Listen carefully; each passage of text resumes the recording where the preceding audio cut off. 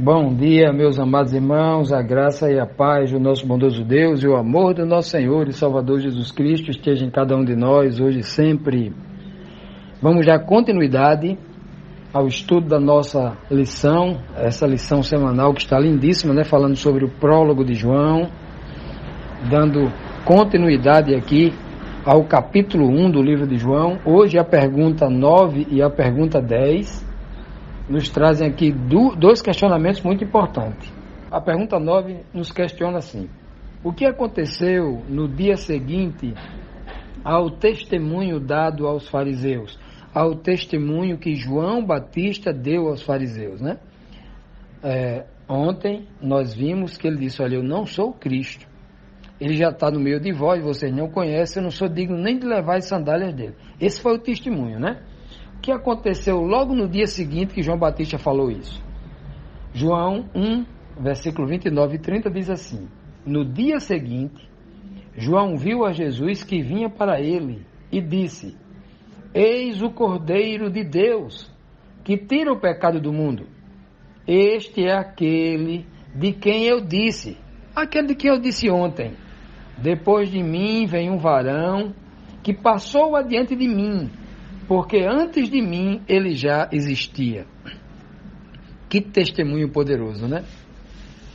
Que testemunho. Eu imagino aquela quantidade de fariseus que estavam ali vendo João operar o batismo, vendo João fazer as suas pregações, apelando aos corações de todos aqueles que estavam ali à margem do Rio Jordão, apelando aos seus corações para que se arrependessem dos seus pecados, mudassem de vida, porque o reino de Deus, na pessoa de Cristo, estava sendo trazido ao mundo.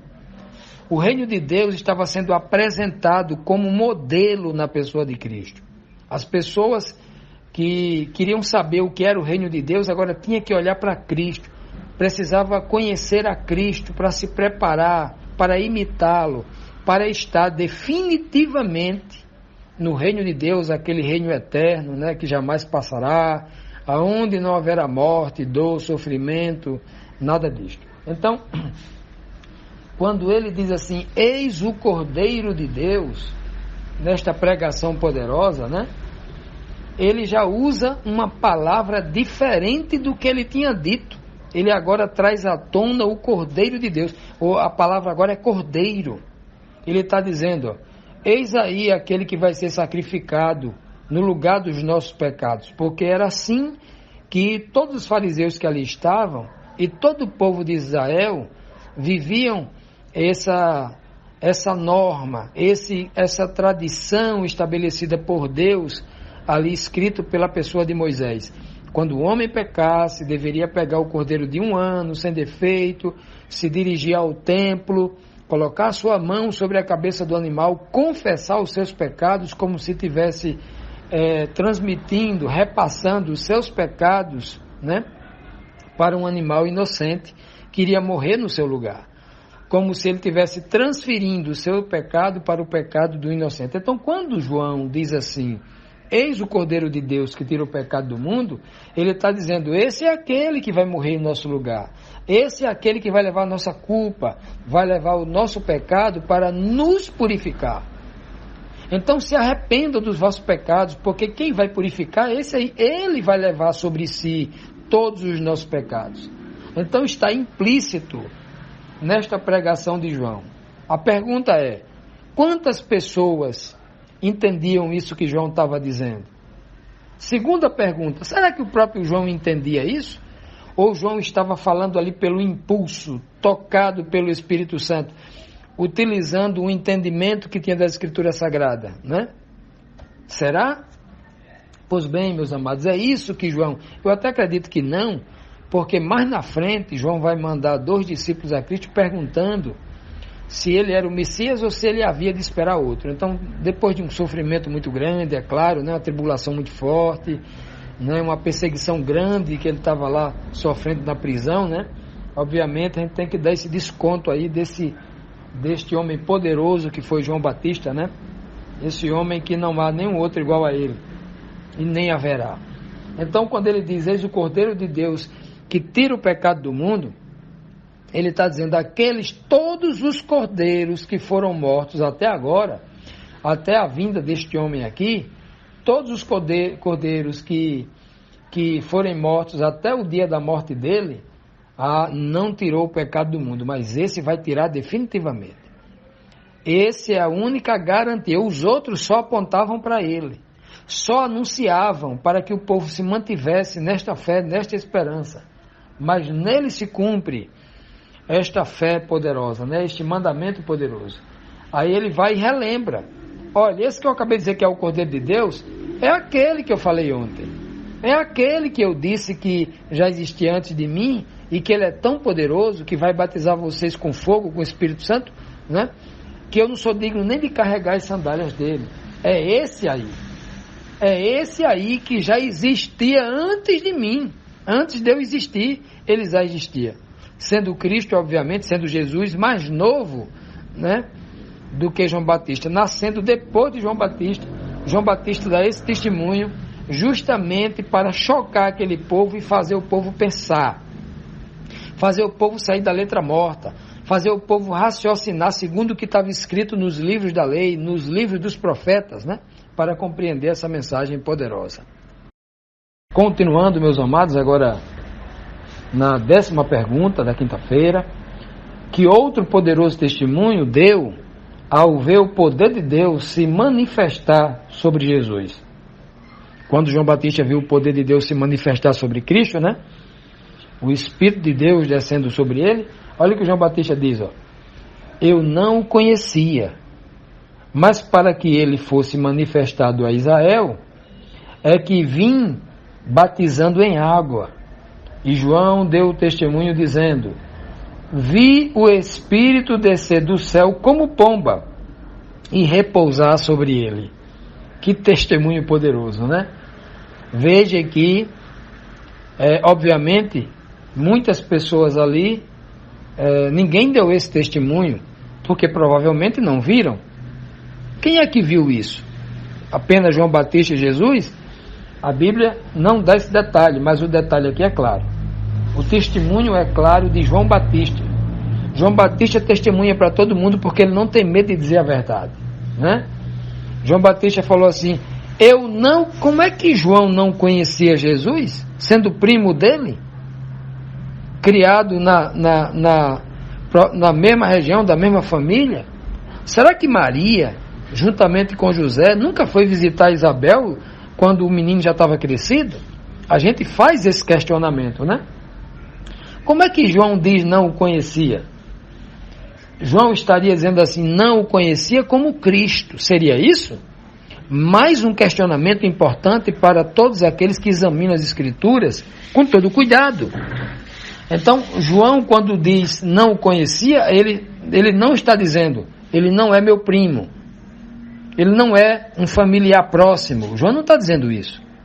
Então, João, quando diz assim, eu não o conhecia, ele está falando especificamente de o conhecer como o Cristo, como o enviado, como o Messias, enviado por Deus para salvar o mundo.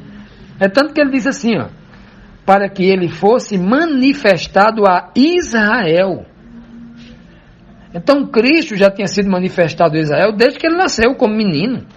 Mas ele está falando de uma manifestação diferente. Ele se manifestar agora como o ungido, como o Messias ungido, que iria agora pregar durante 3 anos e meio no seu ministério, até o dia da morte e da ressurreição. Né? Então, ele diz, olha, João vai dizer assim, olha, eu não o conhecia, mas para que ele fosse manifestado, é que eu vinha esse tempo todinho batizando aqui nas águas, chamando vocês para que fossem batizados no batismo do arrependimento, para que quando eles chegassem, vocês todos já tivessem arrependidos e já tivessem mudado de vida para encontrar com aquele que salva. Que coisa, né? Veja que um ensinamento aqui implícito de João, ele é muito importante.